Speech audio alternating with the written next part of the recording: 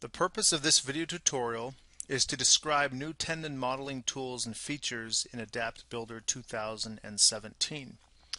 And in today's video we're going to explore these features within Adapt Floor Pro. They would also exist in Adapt Mat and SOG when you have the RC and PT design scope enabled. So we'll go ahead and we're going to use American System of Units in today's video. We'll select OK. And the first thing we want to do is just build a model that has a few tendons in the model. So we'll go to Build, Floor Wizard, and we'll set this up just as a two-span model. And we now have tendons. Now, one of the first items or features that you're going to see that have been changed from previous versions is how tendons appear on screen. So looking at a specific tendon, you'll notice that the red points still signify a control point. So if I take this tendon and I highlight it and I move this point, the tendon point will move. You can adjust control points, which are the high points and also the anchorage points or the end points of a tendon. Once we begin to move that, the program will show the estimated shape of the tendon based on the spline functionality that the program defaults to versus the linear segmented modeling of a tendon. So if I was to move this point here, you can see that the program follows, or the tendon follows, that shape that was shown in the green outline, and that's the spline function that is currently activated. Also, you'll note that the tendon low points, depending on the shape of the profile, by default these are reverse parabola between high point and high point. So the low point will be shown with a blue symbol. If I was to go into this tendon under the Shape and System Friction tab, and let's assume that I adjust the low point to 0.3, for example, and I save that setting, the program is now going to represent that low point at its new position, which is here. So that's a way that we can differentiate between high points and low points. In addition, we have the ability now to anchor the tendon at a slab edge at some predefined angle. So by default, if we go back to the tendon property, we have the ability to set this under the General tab of a tendon for the first end and the last end of a tendon, the start and the end of a tendon. And we use a 90-degree attachment. That means that if the program or if the slab edge moves, the tendon will anchor to that slab edge at this assigned angle. You can also select 60 degrees, 45, 30, or free. Free means that it behaves similar to how previous versions of the program behaved, where if I move the slab edge, the first thing that will happen is the tendon won't move unless the user was to extend it or trim it. In this version, the slab edge, if it's free from the tendon is basically isolated or orphaned from the slab edge. So if I set this to free, you'll note that when I move, let's go ahead and turn off the loading and I'll reset the tendon. If I was to move this slab edge out, the tendon moves with it, but there's no reference or relative angle that is set for this tendon to the slab edge. Whereas if I look at this tendon below and I move this, those tendons are always anchored at 90 degrees. So the user has the ability to set that. If we were to pull this tendon away from the slab edge and it's set to free, now once I move this tendon away, because it's set to free, this tendon will no longer anchor to the slab edge. I can use Trim Extend. So using the Trim Extend tool on the Tendon Toolbar, if I come here to this option, allow this to Trim Extend, you'll note that nothing happens. In this version of the program, under the Settings, Tendon Settings, we have the Trim Tolerance and the Extend Tolerance. So if I increase this, for example, to 5 feet, say OK, and I trim again, that's now going to extend that out, and it reconnects to the slab. So the reconnection to the slab is still set to free, but it does allow us now to maintain a connection between the slab and the tendon. So the user manually would have to pull this off in order to disable the connection between the two. So we'll go ahead and just reset this tendon. I'm going to trim extend the tendon, and I'll go back and assign the edge as 90 degrees, the anchorage point. You'll also notice that the auto swerve point is now reestablished, which is signaled by this green double arrow, and that's a swerve point which allows us to control the curvature of the tendon at that location. Swerve points can also be used to allow the user to swerve tendons around openings or around other obstructions where the tendon might have to maintain some curvature along its path. So this auto swerve point here, we're using 10% of the span length of that tendon span, or we can just input a direct length shown here in feet or meters. So we'll leave that as is. And notice if I highlight the tendon, I have the ability to move the swerve point. So this is another handle. It's not a control point for vertical curvature of the tendon. It's a control point for horizontal tendon curvature. So I can do something, for example, like this. And if I go back, move the tendon, you'll see that the tendon re-anchors itself and repositions itself at 90 degrees once I slide the slab outward. So this auto swerve point is always shown. It's always there for a tendon. When you draw a tendon, you again have the ability to add swerve points. And we'll go ahead and show swerve points now. If we go ahead and add an opening in the slab, we'll just put an opening, let's say here. And we need to swerve a couple of tendons around this opening horizontally. So we'll take this tendon, I'm going to right click on the tendon, and there's several new points. Once we right click, we have the ability to insert vertexes, delete vertexes, and we'll talk about this in a moment. Insert or delete swerve points or reset swerve points. So we're going to insert a swerve point at this position and at this position, and we can have up to 3 swerve points per span, per tendon span. So the distance between 2 high points or between the high point and an anchor point would be a span for the tendon. And now what I can do is I can take these points, and there's square handles at the swerve points, and I'm just going to now move this vertically around that opening. And you can see to maintain the curvature of this tendon being represented as a spline, this back span starts to move downward to maintain that curvature, and there's an inflection point representing this curve. So we could also come here and insert a swerve point back on this span. Maybe we'd want 2 of them, for example, and we could go back and readjust the shape, let's say, of this back span. So this allows us to do some interesting things with tendon sweeps and curvatures within the model. And we'll add a couple more swerve points here, and now just move this tendon down below the opening. Okay, so that is swerve points. Now let's assume we wanted to increase the number of spans on a tendon. So if, for example, we introduced a wall, let's assume we add a new wall from here down to here. Well, now we have potentially 2 spans from this banded line to the wall to this next banded line, and currently it's 1 span. So in the previous version of the software, which is still available in this version, if we double click on a tendon, we go to the shape system friction option, we can insert or delete spans using this option that's more of a legacy tool within the tendon dialog window.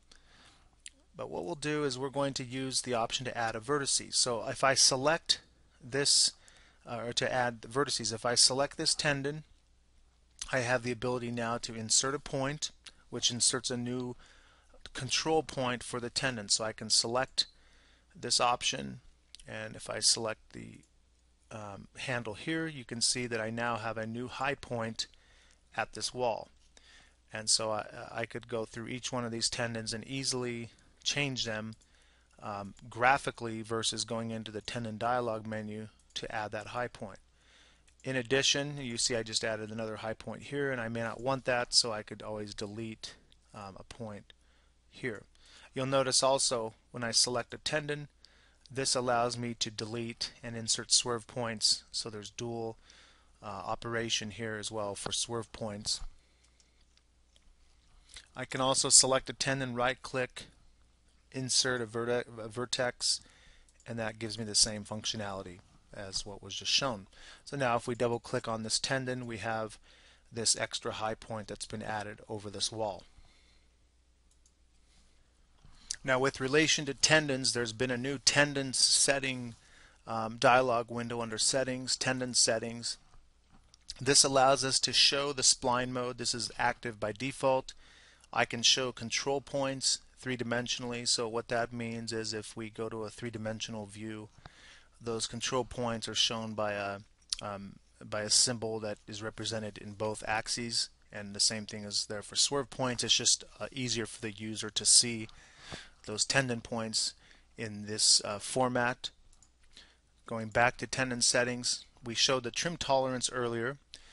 We can auto attach to slab edges or openings. If we disable this, that means that the program, when we add a tendon, for example, if I disable and I go back into my option for adding a tendon, and I'll just add a tendon along the left edge of the slab.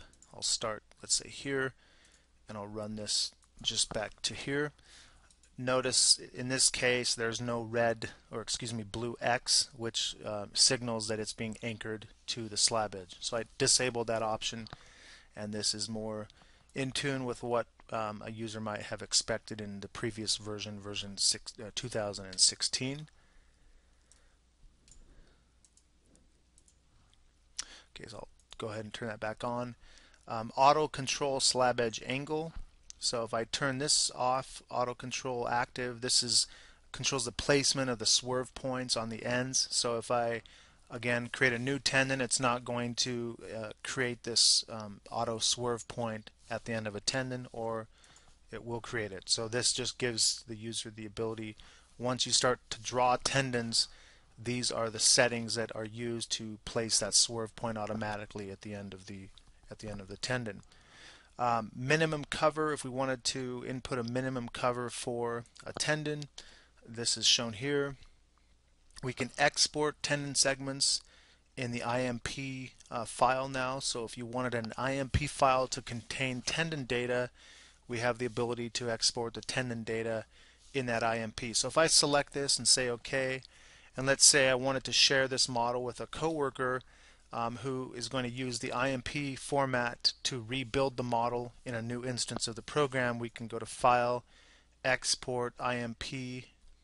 Under Generic Adapt File, we'll export this current level, and they then have the ability to import Generic Adapt File, and that will bring in the tendon segments for this model when that is selected. So that is under the Tendon Settings options shown here. If the user wishes to model tendons linearly through use of segments span by span, as was done in previous versions, you can always turn off the spline mode. And if I turn spline mode off and I add a tendon, you can see this is just a segmented tendon that I've added, similar to what is currently being used in the version 2016. So we recommend using the new functionality as it more accurately represents the tendons and their shapes both vertically and horizontally in the slab. In the previous version, version 2016 and prior, to make group modifications to tendons required that the users first select tendons that are similar in nature, meaning they have the same number of spans to be modified. So for example, these tendons from this point downward, and I'll use the control button to pick a few tendons, these are similar. They have spans 1, 2, 3, and 4. If I selected the tendon above this span is dissimilar. It's tendon 1, or excuse me, let's do this one here. This is a span 1, 2, 3, 4, and 5. So to make modifications in the previous version, we would use Modify Item Properties. We would then go into Tendon, tendon profile, and this is still active. The user can still use this tool, but here you can see that the program allows the user to enter data into a table that is then used to populate and to modify the tendons that are being selected. So if span 1 or span 2 in one tendon that's selected and span 2 in another tendon that they're selected are not the same shape, the program is going to override whatever shape they are using this data. So you might have confusing input into dissimilar tendons. We have a much cleaner and easier way now to modify tendons, and we can modify the number of strands, the CGS, and also, if we go to Tendon Editor, the anchorage. So we'll start with the CGS. Once we activate the dynamic tendon editor from the tendon toolbar, the program will represent all of the CG values along the tendon. So we have the anchor point, the high point, the low points, and again this is symmetric on the other side: high, low, high, and anchor. Whatever points are represented in the tendon dialog window that define the tendon shape, so in this case it's cantilever down, reverse parabola, cantilever down. If this was extended reverse parabola, for example, I'll go here and change this to a different shape that has more control points, extended reverse, you're going to see on screen that tendon will change. So now I have 2 additional points. If I reopen the editor, we now have a point here of 1 and 1. So the program allows us to make broad-based changes based on this input. If I wanted to change the CGS to 2, for example, I can pick individual locations to change. I can window select multiple tendons to change, and I can just scan over. If I wanted to change these high points to 2, that changes those. If I wanted to change here the anchorages to 2, that changes the anchorages. So this allows the user to make quick, easy changes to the CG of tendons, either one by one or using window selected groups of tendons. And this apply on selection gives the ability to change it as you select the tendons. Another option is changing the number of strands. In previous versions, or in the current commercial version, which is 2016, soon to be 2017, we could select a group of tendons. I'll go ahead and show this. If I select a group of tendons and I want to change the number of strands for that group of tendons, I'm again required to use Modify Item Properties under Tendons, Number of Strands, and I would change that here. In this new version, using the Dynamic Tendon Editor, I would change using this option similar to CGS. If I change this to, let's say, 3 strands, I'll now go and just select the tendons I want to change to 3 strands, and here that updates those tendons to the number of strands that are selected. In addition to CGS and strands, we can also change the anchorage. So this gives us the ability to modify the angle or to make this free, and similar to the other 2 options, we would click to make that modification. So I'll change these, for example, to 45, and you can see the program modifies the way the tendon is now anchored at that location. And then finally, we have the ability to show different options relative to tendons, display options relative to tendons, using this option to show CGS values from bottom. So if I select this icon on the tendon toolbar, you'll notice that several of the pieces of information here had already been available under the reports, the graphical reports for tendons menu. They've now been moved into the tendon toolbar for direct access. So we no longer need to go into a reporting mode to show this information. And just a few changes to make note of here are the number of strands. A user has the ability to input decimal versus just whole number of strands assigned to a tendon.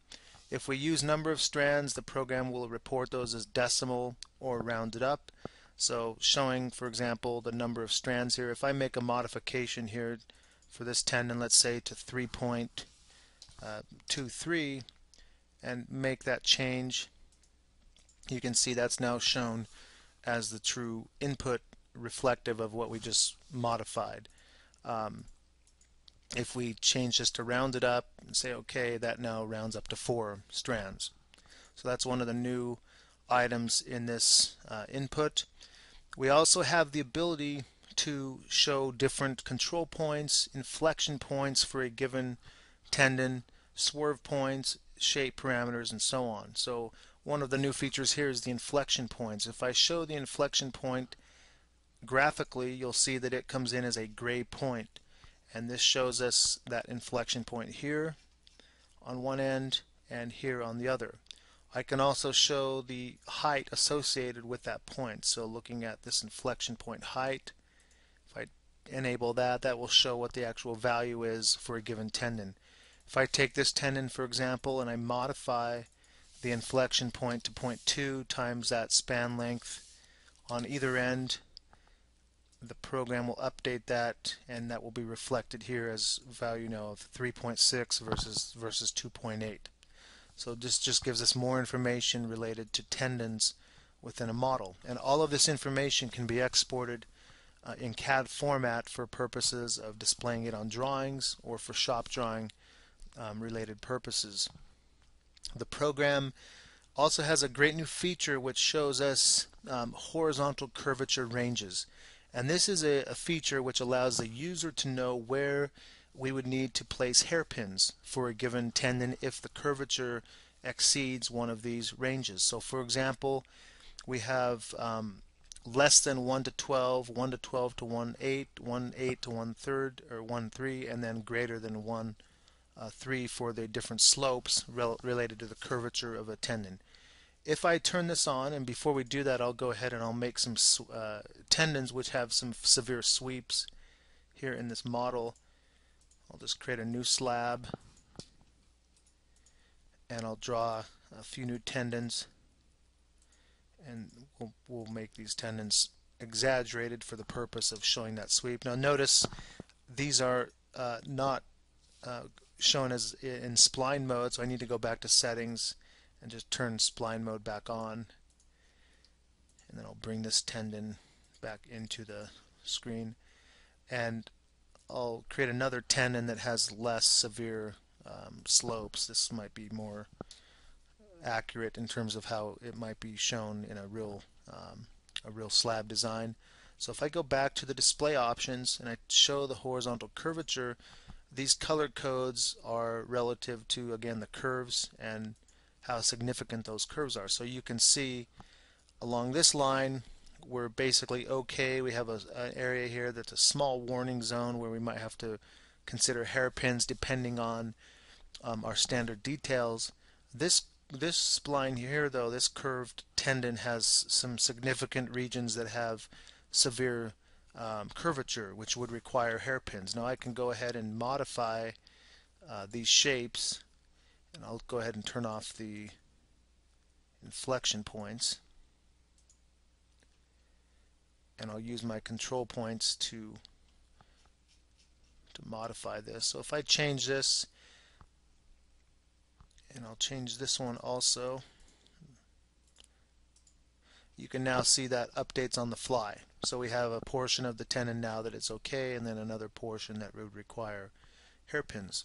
So this can be done for any set of tendons. You can see over to the left everything here is okay except for this region here where I have these curved tendons anchored to that slab at 45 degrees. If I was to use the tendon editor to modify those angles, for example, if I go to edit, anchor, and I say, well, I want to change these back to 90 degrees, and I'll go ahead and just apply this. Because I have the display turned on for the curvature of the tendon, that gets updated and those now become okay. Going back to our tendon display information, one of the options now is to show the stressing ends, live or dead ends, and also whether the tendon is effective force method. If we use effective force, for example, it's going to show the force per strand or the total force. So this has just been recategorized versus the previous version.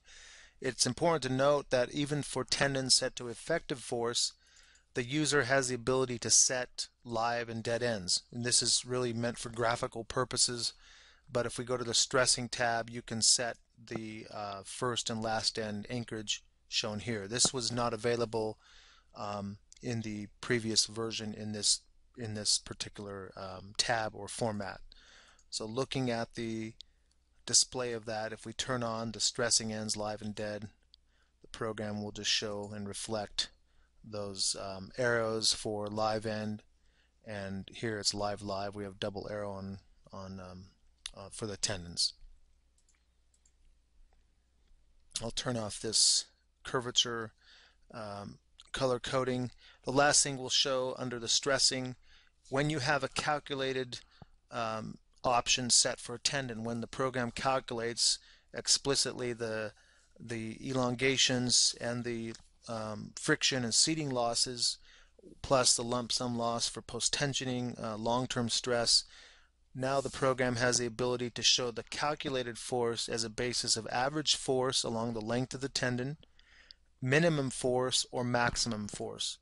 And this allows a user to understand at what range that tendon force would be in. So for average force, you could, for example, design a system with the effective force method, switch your tendons over to calculated method, rerun the analysis, and see and compare the average force when using the explicit calculation versus just some estimated value for effective method. And the minimum and maximum allow the user to see lower and upper bound for force along the length of a tendon. And so any tendon that is set under stressing to calculated force method would have the ability to report the force display-wise using one of these three settings. If you have any questions about this video or about these new features found in version 2017, please contact us at support@adaptsoft.com. Thank you.